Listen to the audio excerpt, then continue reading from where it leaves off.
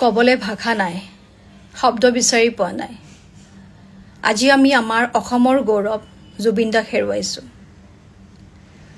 কালি অলপ বাহিৰলৈ ওলাই গৈছিলোঁ, গৈ দেখোঁ যে প্ৰতিটো গলিৰ চুকে কোণে, দোকানে আজাৰে, মলত, আনকি মন্দিৰতো আমাৰ সকলোৰে হিয়াৰ আমঠু আমাৰ অসমৰ গৌৰৱ জুবিন দাক শ্ৰদ্ধাঞ্জলি অৰ্পণ কৰি আছে।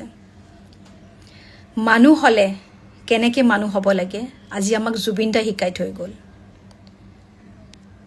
মানুহ এজনৰ প্ৰতি ইমান শ্ৰদ্ধা, ইমান ভক্তি থকাটোৰ এটা সীমা থাকে, কিন্তু জুবিন দাৰ প্ৰতি মানুহৰ যি মৰম, যি শ্ৰদ্ধা, যি ভক্তি, সেয়া সীমাহীন। ভাল পোৱাৰো এটা সীমা থাকে, কিন্তু তেখেতৰ প্ৰতি মানুহৰ যি মৰম সেয়া প্ৰমাণ কৰি দিলে, লিমকা বুক অফ ৰেকৰ্ডছে ঘোষণা কৰি দিলে যে পৃথিৱীৰ চতুৰ্থ সৰ্বোচ্চ সমদল জুবিন দাৰ শেষ যাত্ৰাত হৈছে। টকা পইচাৰে সকলো কিনিব পাৰি, কিন্তু মান, সন্মান, শ্ৰদ্ধা, ভক্তি এয়া কেনেকৈ উপাৰ্জন কৰিব পাৰি আজি আমি জুবিন দাৰ পৰা শিকিলোঁ। জুবিন দাই কৈছিল, মোৰ কোনো জাতি নাই, মোৰ কোনো ধৰ্ম নাই।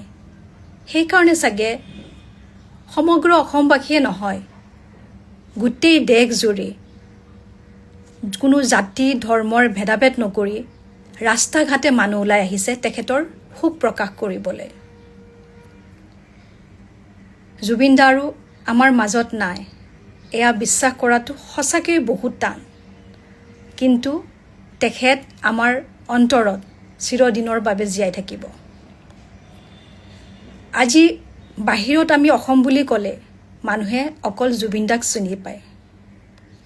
আজি আমি নিজক লৈ ইমান গৌৰৱান্বিত হওঁ যে আজি আমি সেই অসমৰ মানুহ য'ত আমাৰ জুবিন দাই জন্ম লৈছে। জুবিন দা, তুমি য'তেই থাকা শান্তিত থাকিবা, সুখত থাকিবা। জয় জুবিন দা, জয় আই অসম।